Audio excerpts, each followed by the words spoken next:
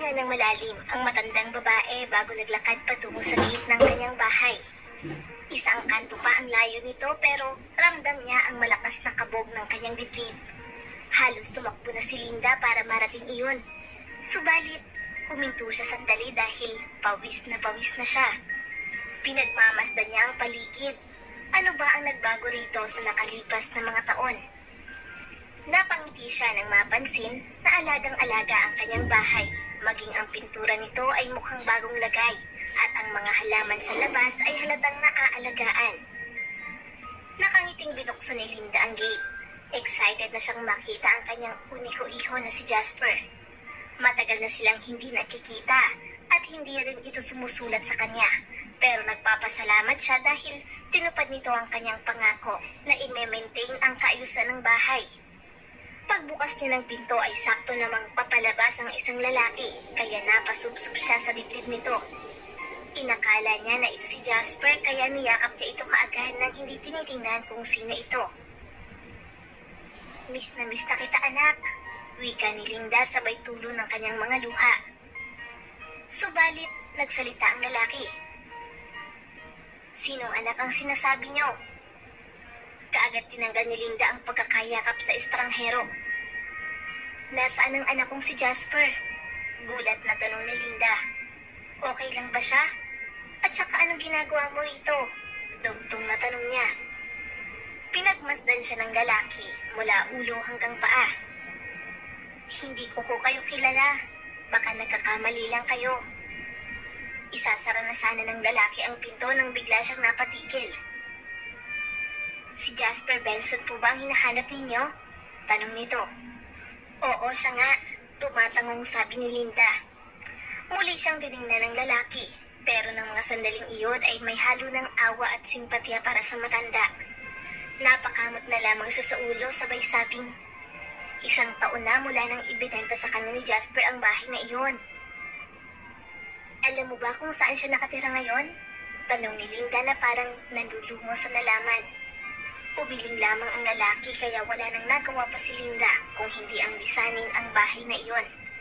Nakatayo lamang siya sa labas ng gate dahil wala naman siyang mapupuntahan maliban sa kanyang kapitbahay na dati niyang kaibigan. Ngunit baka kung ano-anong masasakit na salita lamang ang sabihin nito tungkol kay Jasper, maging ang mga babala nito noon sa kanya. Sa kabila nito, hindi pa rin maiwasan ni Linda ang mag-alala para sa kanyang anak. Baka mamaya ay problemado na naman ito dahil masyado siyang mabilis magtiwala at mauto ng kung sino-sino. 2 taon na ang nakakaraan mula nang madamay siya sa pang-i-scam na ginawa ng kanyang kaibigan. Matapos niyang pumirma sa mga papeles nito nang hindi nalalaman kung para saan ang mga iyon. Kung hindi lamang inako ni Linda ang kasalanan ng anak ay baka ito ang nagdurusa ng ilang taon sa kulungan. Pero dahil inako ni Linda ang lahat, nabigyan lamang siya ng 5 taong parusa dahil sa kanyang edad.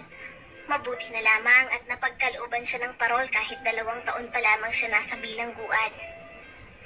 Naglakad si Linda patungo sa bus stop nang hindi alam kung saan ba siya magsisimulang hanapin si Jasper. Namumuo na ang luha sa kanyang mga mata nang biglang huminto ang itim na kotse sa kanyang harapan at mula roon ay bumaba ang isang lalaki. Ang parehong lalaki na kausap niya kanina. Nakita ko nga pala ito kanina sa bahay. Marahil ay iyan ang bagong address ng inyong anak. Wika ng lalaki bago iniabot ang isang peraso ng papel kay Linda. Pwede ko kayong ihatid sa lugar na yan kung gusto ninyo. Wika pa nito. Hindi na iho, maraming salamat. Kaya ko nang mag-isa. Nakangiting wika ni Linda sa lalaki. Makaraan ng kalahating oras na biyahe sa bus ay naglakad-lakad si Linda upang matukoy ang tamang address. Inabot na siya ng halos 2 oras sa katatanong sa mga tao kung saan ang address na iyon. Hanggang isang ali ang nagturo sa kanya ng lumang apartment. Nasa 3 palapag ang apartment ni Jasper. Napabuntong hininga na lamang si Linda bago pindutin ang doorbell. Nakailang pindot na siya, subalit walang nagbubukas ng pinto. Inihahanda niya na ang sarili sa mga sasabihin kay Jasper. Pero hindi pa man sila nagkakaharap ay patuloy na ang pagpatak ng kanyang mga luha. Sinubukan niyang takpan ang kanyang mukha pero hindi niya mapigilan ang emosyon kaya tuluyan na siyang napahagulgol. Ilang sandali pa ay bumukas ang pinto at mula roon, lumabas ang isang payat na lalaki. Amoy alak pa ito at halatang kagigising lamang. "Jasper anak," nakangiting wika ni Linda. Lalo siyang napaiyak nang makita ito. Subalit sa halip na yakapin ng ina, naiinis pa niya itong tinanong kung papaano nito nahanap ang kanyang address. Hindi inaasahan ni Linda ang ganitong pagkuugali ng kanyang anak, pero wala na siyang nagawa nang pilit siyang pinaaalis nito sa lugar na iyon. "Hindi ka pwedeng tumira dito kasama namin. Siguradong magagalit ang kasama ko. Isa pa, baka matakot yun na mayroong kriminal na kasama. Tsaka wala kaming pera para magdagdag pa kami ng palamunin." Irritableng wika nito. "Inasaan ang pinagbentahan ng bahay?" Mahinahong tanong ni Linda. Ngunit umiwas si Jasper na sagutin ang tanong na ito. Bagkus, pumasok siya sa loob ng apartment at padabog na isinara ang pinto. Napatulala na lamang si Linda sa mga nangyari.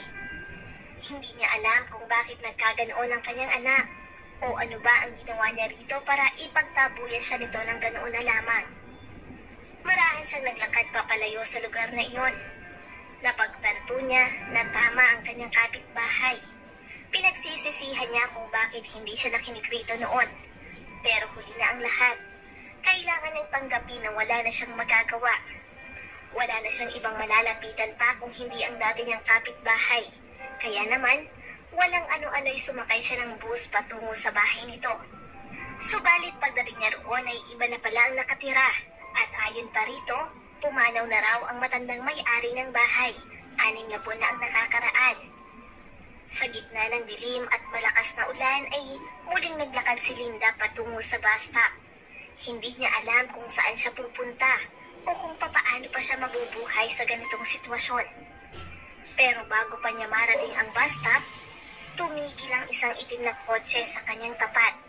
At mula roon ay bumungad ang isang lalaki, ang bagong may-ari ng kanyang bahay. Pinapapasok siya ng lalaki pero tumanggi si Linda dahil nahihiya siya rito. Subalit mapilit ang lalaki. Bumaba pa siya at pinayungan si Linda. Wala nang nagawa pa si Linda kung hindi ang sumakay sa kotse. Matapos noon, ipinagtapat niya sa lalaki na natagpuan niya si Jasper.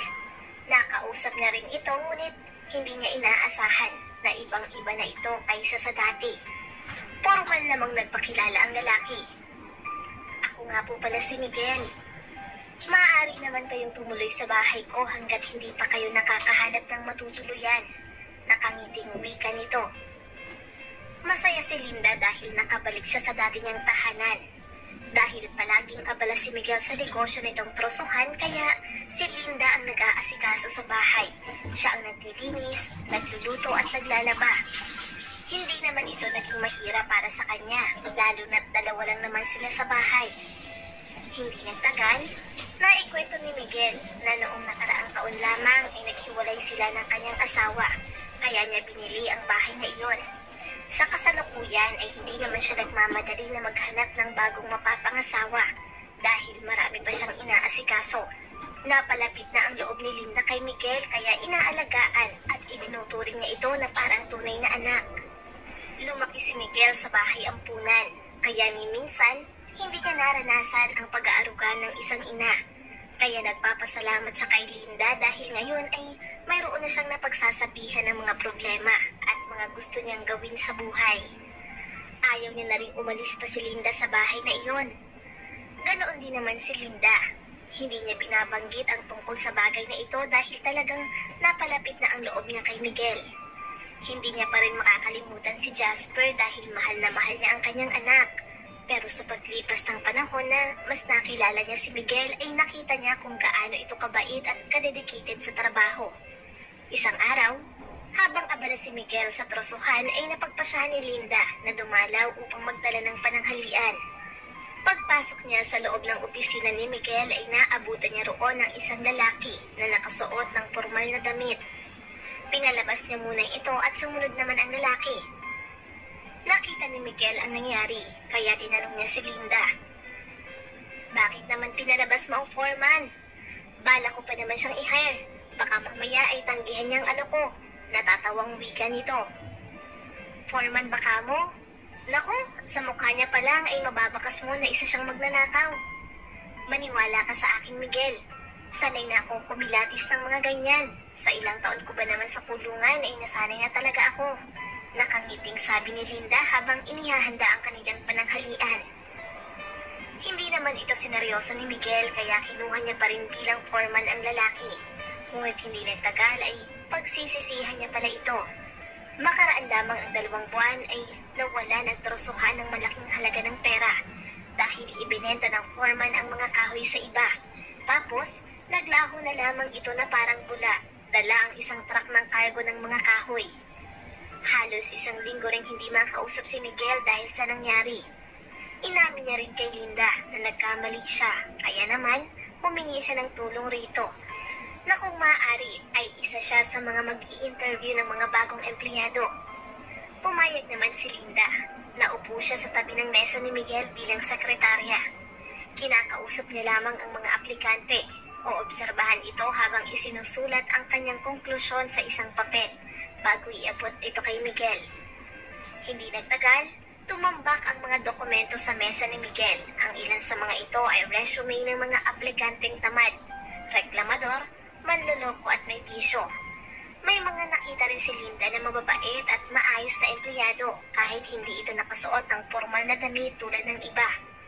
1 beses lamang si Linda nakaramdam ng kakaiba sa mga aplikante. Hindi niya mapigilan ang panginginig ng kanyang mga kamay. Napansin ito ni Miguel kaya tiningnan niyang mabuti ang aplikante at nagulat siya nang mamukhaan ito. Ang lalaking nagbenta sa kanya ng bahay, si Jasper. Nakatayo ito habang tinitingnan si Linda na halatang gulat na gulat. Napapaisip kung papaanong napunta roon ang kanyang ina sa tabi ng may-ari ng trosuhan. Nautusan siya ng kanyang asawa na magtrabaho doon dahil malaki magpasahod si Miguel. Inakala niyang matagal nang patay si Linda kaya gulat na gulat siya nang makita ito. Galit naman ang naramdaman ni Miguel nang makita si Jasper pero hindi niya ito ipinahalata. Sa halip ay hiningi niya ang papel kay Linda kung saan nakasulat ang kanyang konklusyon tungkol sa aplikante. May isinulat si Linda bago tumayo mula sa kanyang kinauupuan at naglakad papalabas. Napangisi na lamang si Jasper. Iniisip niya na siguradong matatanggap siya dahil ire-rekomenda siya ng kanyang ina sa boss nito. Tiningnan ni Miguel ang isinulat ni Linda. Matapos noon ay tiningnan niya ng masama si Jasper bago basahin ng malakas ang nakasulat sa papel. Ang lalaking yan ay basura at walang kwenta. Makakalabas ka na. Hindi nagkakamali ang nanay ko sa pagkilala sa mga tulad mo. Pasigaw na sabi ni Miguel. Matapos noon ay sinundan niya si Linda at niyakap ito. Alam niyang nasasaktan pa rin ito dahil balik-balik na rin man ang mundo ay anak niya pa rin si Jasper. Subalit, hindi niya ito magawang patawarin dahil sa mga ginawa nito sa kanya. At hanggang ngayon ay wala man lang may katiting na pagsisisi ang mababakas sa kanyang mukha. Lumipas ang maraming taon. Muling nakapag-asawa si Miguel at nagkaroon ng malulusog na anak. Napakasaya niya dahil buo na ang kanyang pamilya. Nanatili si Linda sa bahay na iyon bilang parte ng kanilang pamilya. At itinuturing ni Miguel bilang bagong nanay niya. Maraming salamat sa patuloy na panonood sa aking munting channel. Kung nagustuhan mo ang video ito ay huwag mong kalimutang mag-like and subscribe at pakipindot mo na rin ang notification bell para updated ka sa mga susunod nating video.